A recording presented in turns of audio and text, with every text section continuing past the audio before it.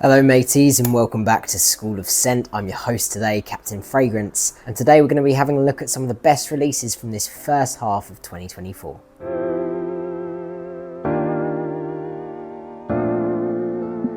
Let's get things started with Le Male Lover. Yep, this is a really great release in my opinion from 2024. It's a nice sort of in-between between Le Male Elixir and Le Male Parfum. You get a little bit of that spiciness from Le Male Parfum. You get a lot of that sweetness from Le Male Elixir. I'd say it's more versatile than both of those. This to me is a pretty great release for this year, designer wise. However, it seems to be getting a little bit slept on, a little bit passed over. And yeah, I think more people need to just go out, see what it's saying. It's what you expect from a JPG, let's be honest, but it does it very, very well. Next, we're going to talk about Armani Code, but the EDP re-release. Not this EDT, the EDP re-release. Now, is it the old EDP in a new, shinier bottle? No, it's better than that.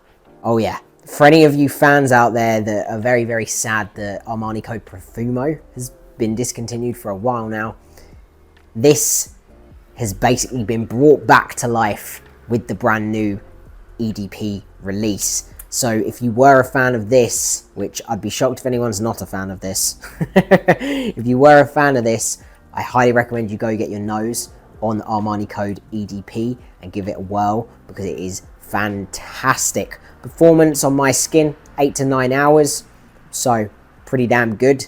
And scent profile is very, very close to Armani Code Profumo, which even better in my books. One of the best releases we've had so far, and it's literally only been out for a couple of weeks as of the time of this recording at least. 32% of people who watch School of Scent are subscribed to us. If you guys want to see our channel grow, to really help us out, click subscribe. Let's get that number to 40%. Thank you. Next, let's have a dabble into the House of Rabanne with Invictus Parfum. Let's pretend this is Invictus Parfum. Invictus Parfum, as well as Phantom EDP Intense, I believe it is, or was. Yeah, because they did the Parfum. Yeah, Phantom EDP Intense. Those two. The EDP Intense, I think, is a little bit redundant. I think it's nice. It smells very similar to Phantom EDT.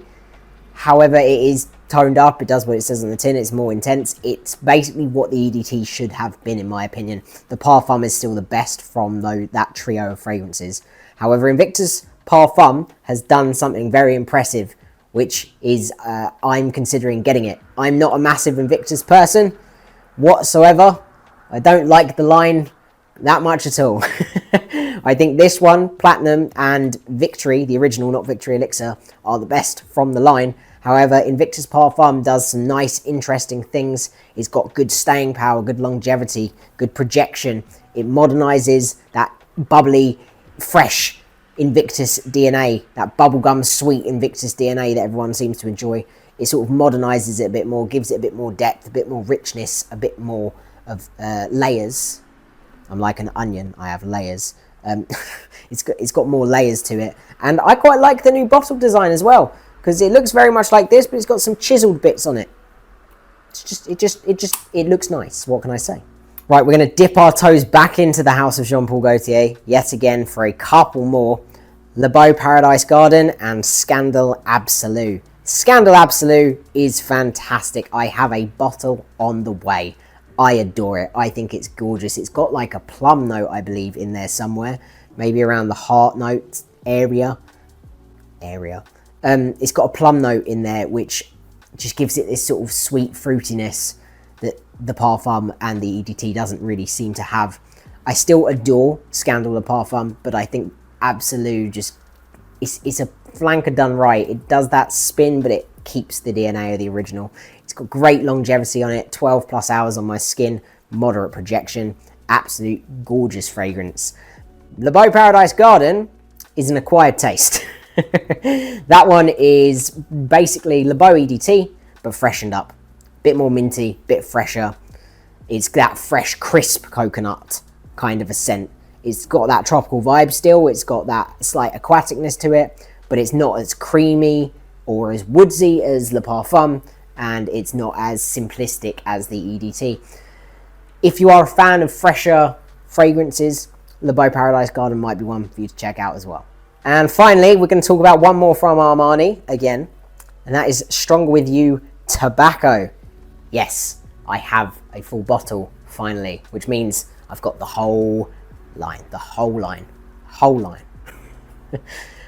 This is now available in Harrods in the UK, I believe. So it's starting to circulate the world a bit easier than when it first came out, which means more and more people are going to be able to try this, and that's great because this is potentially the best one of the entire Stronger With You line.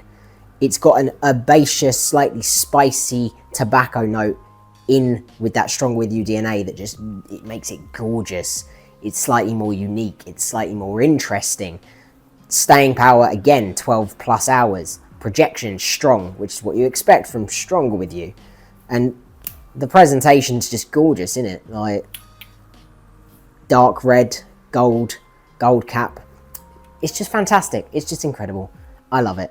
So that's been a look at some of this year's releases, designer releases so far.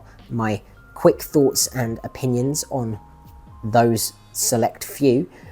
Are there any new releases that are yet to come out that you're excited for? Let me know in the comments. I know that there's a couple I'm definitely excited for. Spice Bomb Dark Leather, I'm looking at you. Are you happy with what we've got so far? Do you think we could have got better? Is this going to be one of the strongest years in fragrances? Only time will tell. But anyways, with that, I've been the Captain. You've been awesome. Thank you for tuning in, and I will catch you lot on the flip side. Adios.